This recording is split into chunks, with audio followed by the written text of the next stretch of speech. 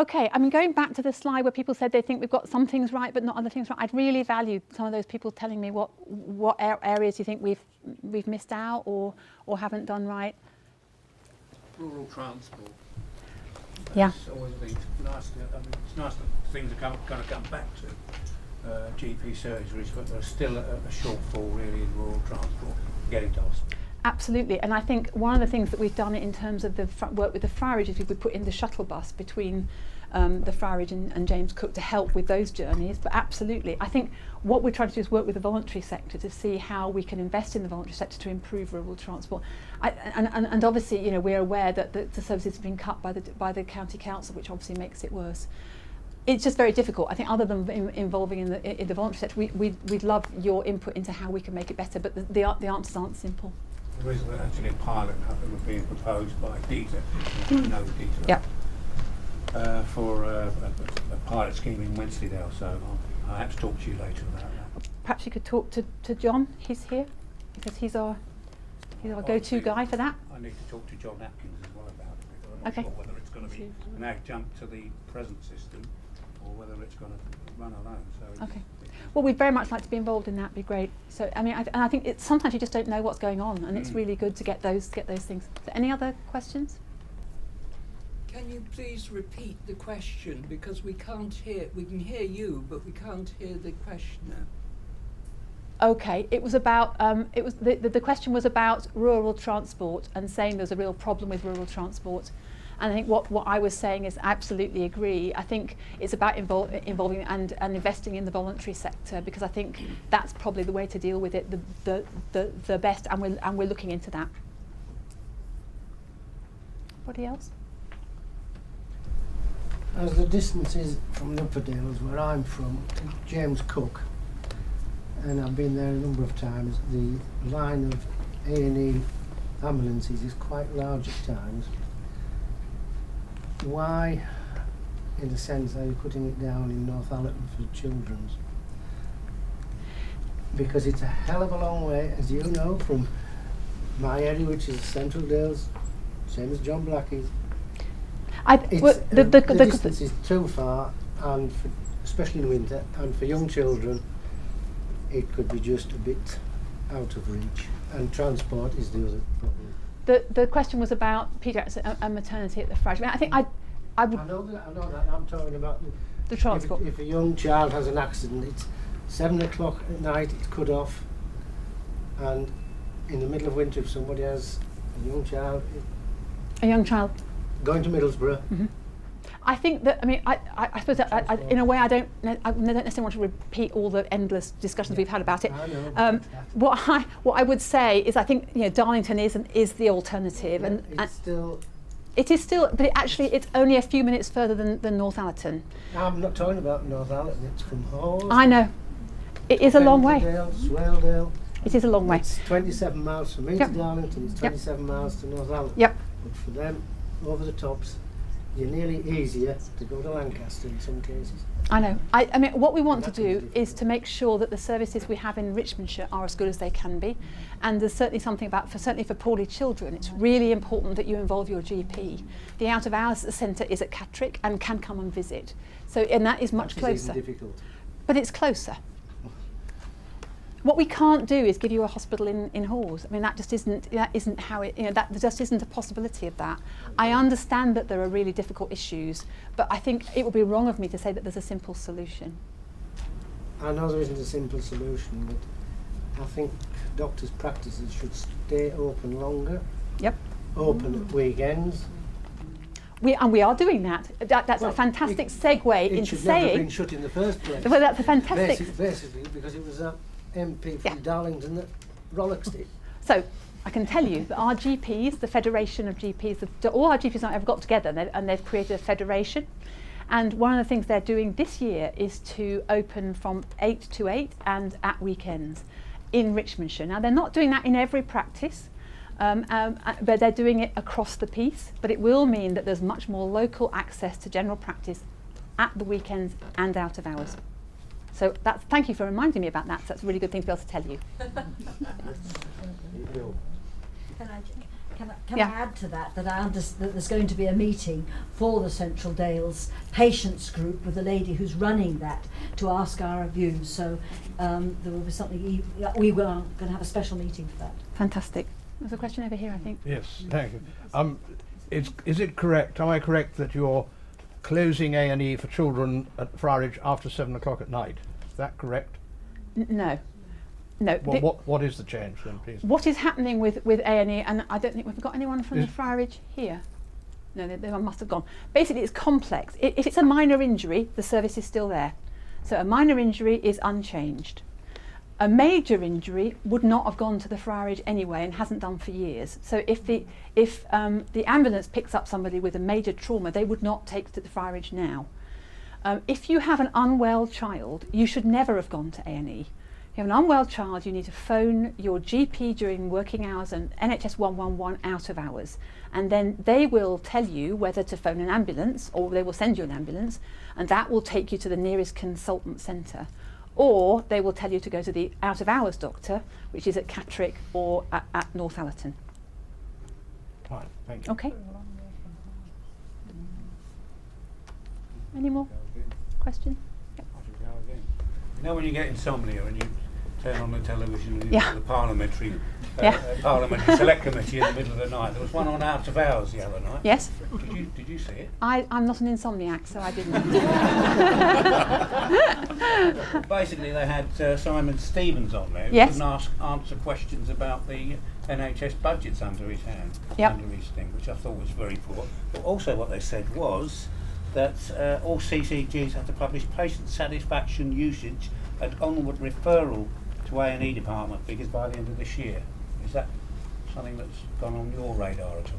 It isn't, but we'll pick it up. I mean, I think we do monitor the out of hours, and we get all the satisfaction information from our out of hours provider, which is Harrogate. We don't publish it at the moment, but you know. Apparently it's in a white paper. But we're happy to. I mean, I think one of the things we've tried to do, and we're actually is our website.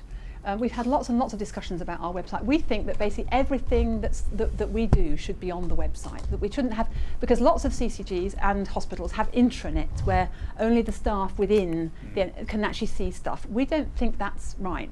So our website is basically everything, all our policies about our staff and everything. The only thing that we're not allowed to publish on the internet is referral forms, and that's because otherwise patients could print them off and refer themselves, which is probably not a good idea.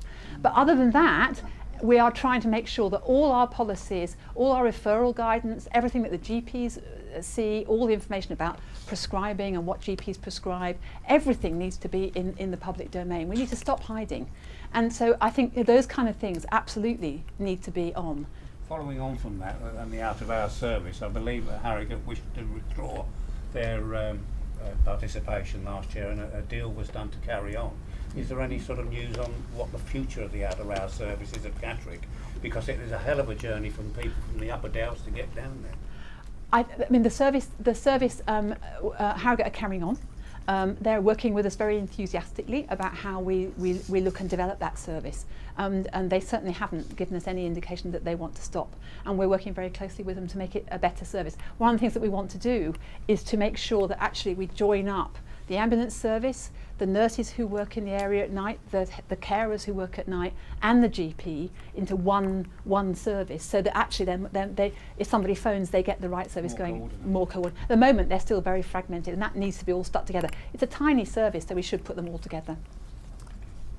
I've got a question about privatisation that I'm very concerned about. Now, I know that we're legally obliged to put contracts out to tender, but can you tell me what steps? And I was glad to see that transparency is one of the priorities of the commissioning group. What steps will be taken to make sure the public has access to who are bidding for the contracts and what the contracts are as well? Okay, well, the only tender we have out at the moment is the community services over in Whitby, and we go through a tender process. Whilst you're going through the tender process, forget me if I'm right, some of it is what's called commercial in confidence information that we're not allowed to tell the public about, but as much as we can, we will share with the public. And in terms of, actually we may well have a bid from our own GP federation, and we are working very hard to work out how we do that in a way that is clear about the conflicts of interest that exist between, how does the CCG commission something from its own GPs? So we're involving GPs externally from the outside who have nothing to do with us. And actually, I'm no longer a GP, so I'm no longer conflicted. But it is a real problem. And one of the problems, I think, with some of the things the government want us to do is it gives us real conflicts of interest that we have to work through. We will always be as transparent as we can be, but there are sometimes rules, particularly around when you're actually going through a process about who is actually in it and who's not. Something completely different. Defibrillators. Yes. I'm delighted to see that one has been attached to the outside of the reading room in Constable Burton. Fantastic. And well, I'm pleased too. But how does one get it unhooked and use it? That was my question. Yeah, basically what you do is you phone 999, and the 999 operator has all the codes and everything, and they will. Obviously it has to have a lock on it because otherwise anyone could use it and absolutely. it would be dangerous. So you phone 999, they know it's there, they will give you the code, and they'll also talk you through. Actually, the defibrillator talks to you. We've got one in the practice, and actually it tells you exactly what to do. But the operator will stay with you whilst you're using it. Great. That cheered me up. Just a question for Debbie on finance. You mentioned 2% management costs. How does that compare to the old PCT? Any idea? We get a management cost allocation, so that's 2% of our budget. It's £25 per head of population. Yeah. The old PCT spent in the region of £23 or £24 per head of population, but that was in a way quite unique to North Yorkshire because a lot of other NHS organisations spent an awful lot more. So nationally we're mandated at £25 per head. Obviously we don't get the economies of scale that we got from a larger PCT, and that's why we buy a lot of support services in from the commissioning support unit and the partnership commissioning unit.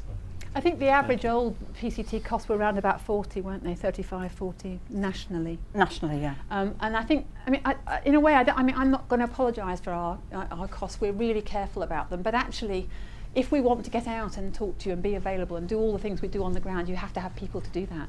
Yeah, that's not the argument. I was just interested in understanding the management cost of PCT against yourselves, and it's virtually on a par. But very similar. Yeah.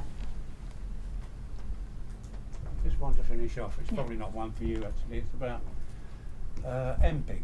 Yes. And basically the Upper Dales, I'm not sure that's actually been resolved yet. They seem to be still in a situation of losing money. Is there any way that the CCG can step in and try and sort of jolly things along? I think there's a lot of national stuff going on about MPIG at the moment, is my understanding of it. We don't commission general practice services, and obviously that's because we couldn't really commission our own. So there is a move to give it to CCGs, which I have to say, personally, I'm not delighted about, but I think it's going to be difficult. But I think there are national moves afoot about how quickly the pace of change happens. We are aware of the issues in Halls, and we are working with them and the area team who hold the budget to make sure that we minimise the impact for them. At the meeting with William Hague at Richmond Town Hall, the representative of NHS England said that they wouldn't lose out, that they'd find ways round it. And as far as I can see at the moment, they haven't. I don't know the answer to that. I think all I can say is that we are working closely with them. Obviously, it's really important to us that the practices stay viable. I think there's quite a lot for practice about how they work together in terms of sharing backroom functions and management and nursing. And I think that on the whole, practices have actually worked in silos in the past. One of the things about the federation is it gives people the chance to work across practices more clearly, and so that you can get, say, nurses from Laban working in the Dales, and I think that makes sense, doesn't it? And our GPs are now working much more closely together, which is a good thing, and hopefully there'll be some economies in scale, not just for those practices but for all the practices. Any more? I think we've got some questions, haven't we?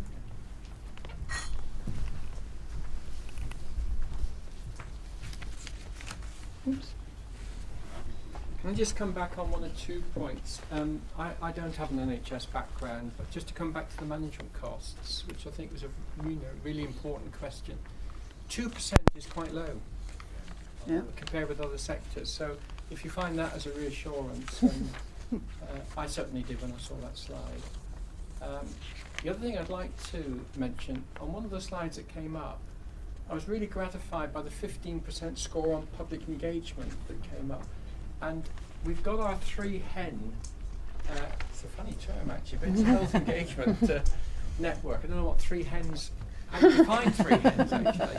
Well, I'm going to ask them to stand up. I mean, Jane obviously covers this area, but this meeting will be moving round the whole area. Jane, can you stand up as the representative for Richmondshire, please? Sorry to do this. I'm getting elderly. I just warned your 2 colleagues, Jane Ritchie. Linda, would you like to present yourself for Whitby?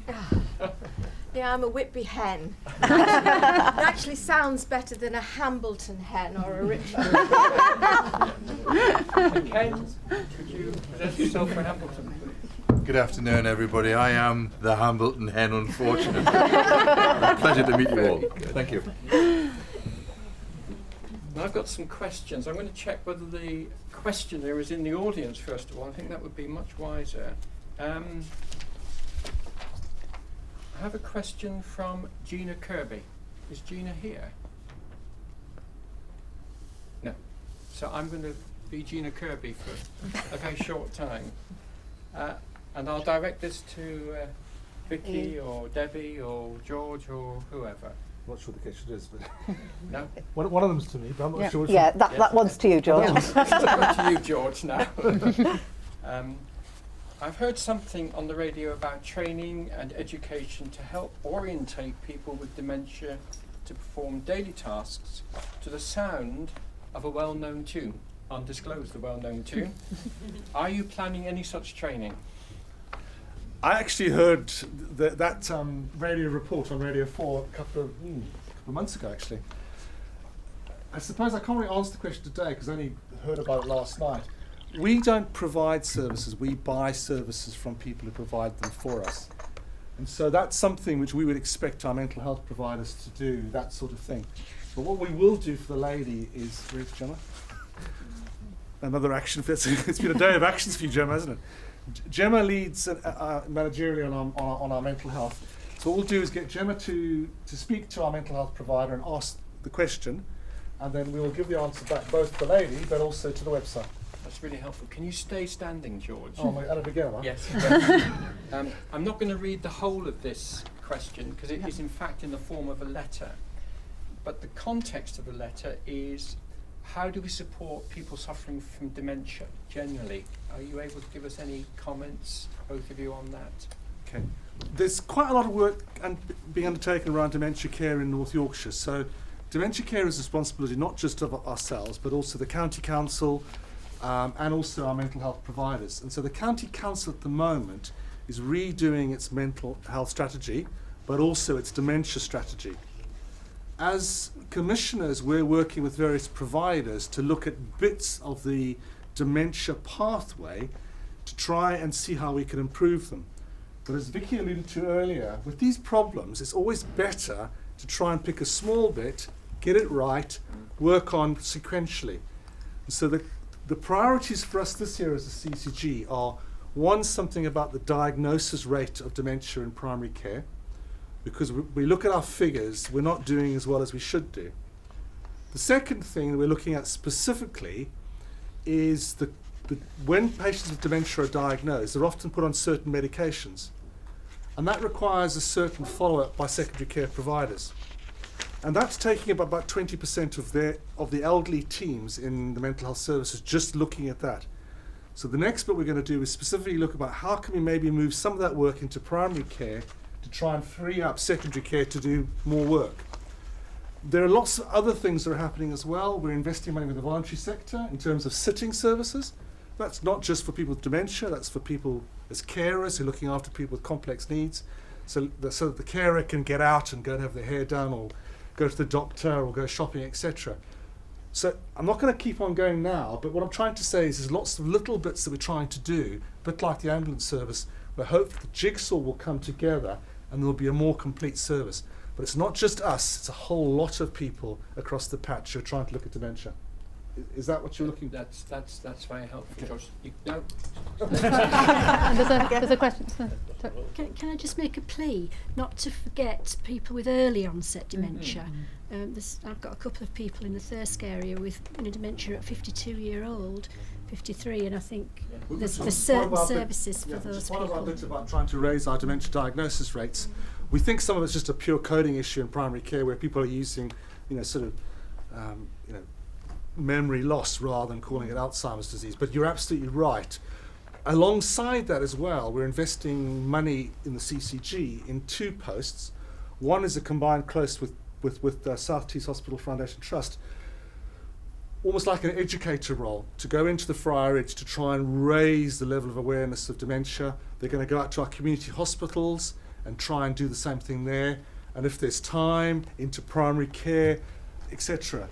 And then we've got another role, somebody to try and work as a facilitator, to work together to try and make all these different pathways into something that's coherent on the ground. But I take your point that we need to look at the whole breadth of it. But as I said before, it's really hard to, I said at a meeting and someone said, we're going to do dementia. And I sort of said, we're going to what?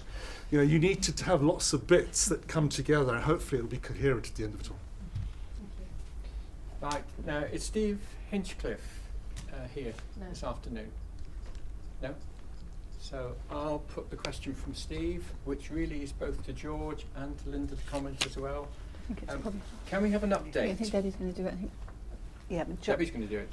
George is conflicted. This is one of the interesting Sorry, things. my apologies. Because I'm a jobbing GP and part of the Federation, we've had to create these internal walls in terms of the Whitby re-procurement. So actually, I've almost been sidelined. But you Yeah, can we stay, tucked him George. out. You can stay So for the far. answer. Yeah.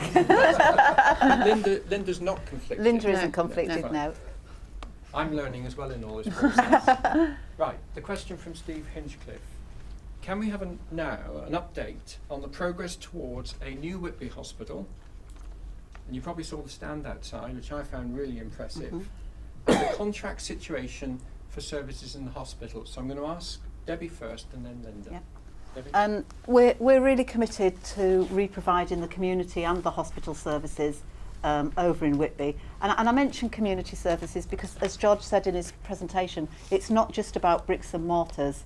This is a whole integrated service working with health and social care together.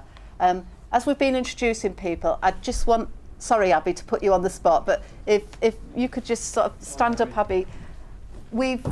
Abby works for the CCG, and what we've done is created a transformation post. So Abby is leading the Whitby procurement services for us, and it's a dedicated post. We knew that this was going to be resource intensive, so we've seconded Abby into the role. We've also brought in specialist procurement advice through the CSU.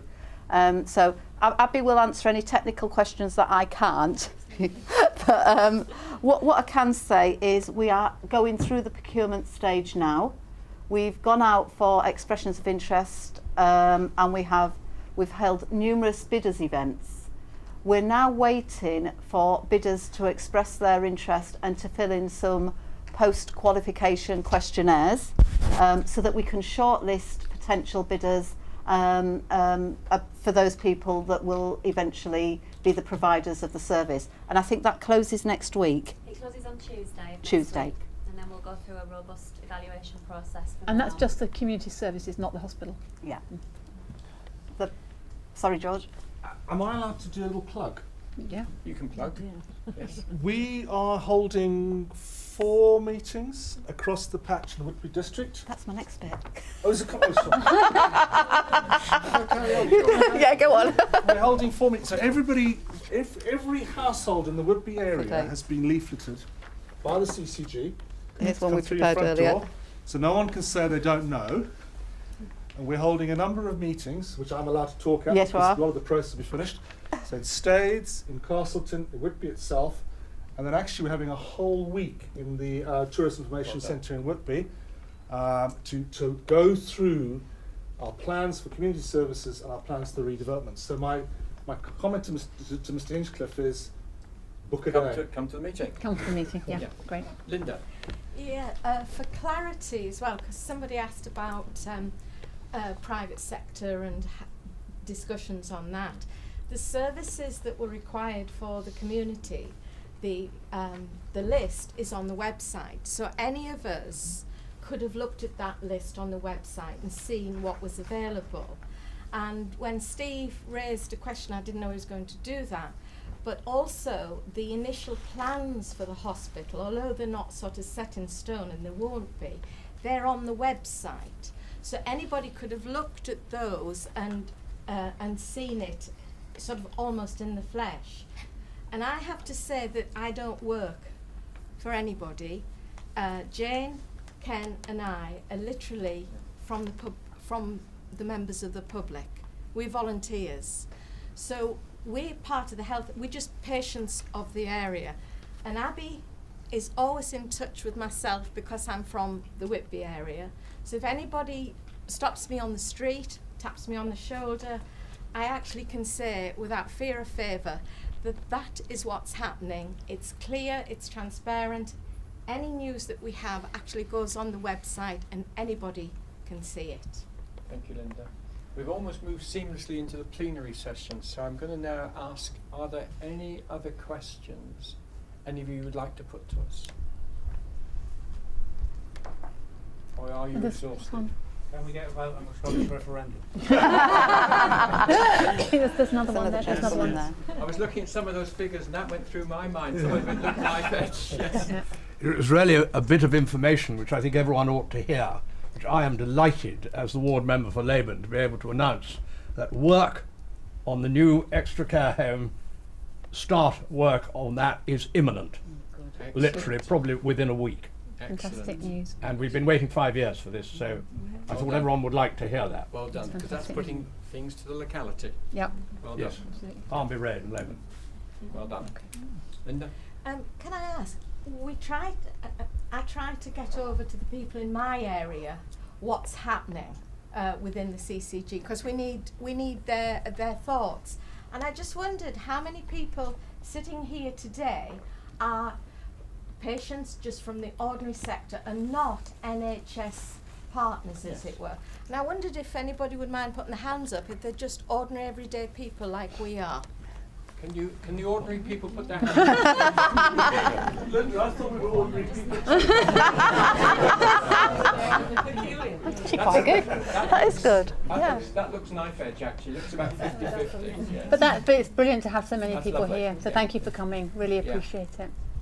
Question? I'm very sorry for adding a question on at the end, but Yeah. it's something that Tony mentioned about the new extra care home development, and a query was raised in the locality because there are a number of health services that are delivered locally at the existing facility. Will they be transferring across to the new facility? There was certainly Do you want concern to? from the community Yeah. about what they might lose to Joe, Rock and will you call Reed. on Joe, who you saw? Mandy. It's me, Joe. Yeah. Yeah. Mandy, are you able to comment on that? I mean, we haven't had any detailed conversations, but we're certainly not planning on leaving the locality. I think that's the. Well, maybe that's I can the get in touch with you and definitely. let you know how that came about. Yeah. Thank you. Well, my understanding is that Labour and Town Council wrote to North Yorkshire County Council and asked that question, and some things like the dentists apparently going to stay on site and other things will move possibly to the doctor's surgery, but people have thought about it. So I don't think, my understanding is we're not going to lose anything. You might have to go somewhere else within Leyburn to get the service. I think my understanding is that physiotherapy is the one that's still for discussion. But I think there's been re-provision locally for the other services that were in there. Sam, did you want to add? Yes, there's been some meetings about it, just looking at all the different services and where they need to go and putting all the right people in touch with the right people to talk to. So I think there's time actually, although they're starting the development now, the way the development goes is there's enough time for those questions to get resolved and they've been talked about. Any further questions? Because I've got 2 requests to make before we finish for this afternoon. So any other questions at all? Right, request number 1 is that you go and talk about this. Events like this should be ongoing. This is a living body the commissioning group. You are the community. And I would hope if things cross your mind in your discussion with your family and friends, you do not hesitate to communicate with the commissioning group. Yep. With Vicky, with Debbie, with colleagues that were sat here. So that's the first request. This is not just an event, you leave, very interesting. You continue to work with us because it's your commissioning group as well. And you work with the three hens. That's my first request. My second request, which I think is pretty straightforward, is these people have done some very good work in the first year. You've seen some wonderful visuals. I mean, they've come over so well, the GPs and Joe. I mean, they are media services. I think I won on the backdrop. I thought you down at 48, actually. It must have been the hair and makeup. And then, as most people would tell you, the thing that we all mostly hate is standing up and speaking publicly in front of people. And I think Vicky and Debbie have done a wonderful job explaining to you this afternoon some of the issues that are facing and some of the challenges that are coming in the year ahead. So I want you to show the appreciation both to our media stars, who are here, some of them, and also to Dr. Tuttle and Debbie Newton. Thank you very much.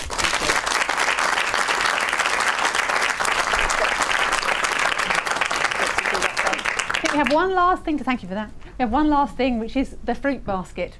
So I'm going to pass you over to Sam. We've been trying to find innovative ways of talking to you and engaging with you, and we've been taking a game out to local community groups which we call Vision or No Vision, based on Deal or No Deal, to canvass opinion. And we've been playing it this afternoon with people doing, giving us ideas and filling them in. And so we're going to ask Vicky to draw from this.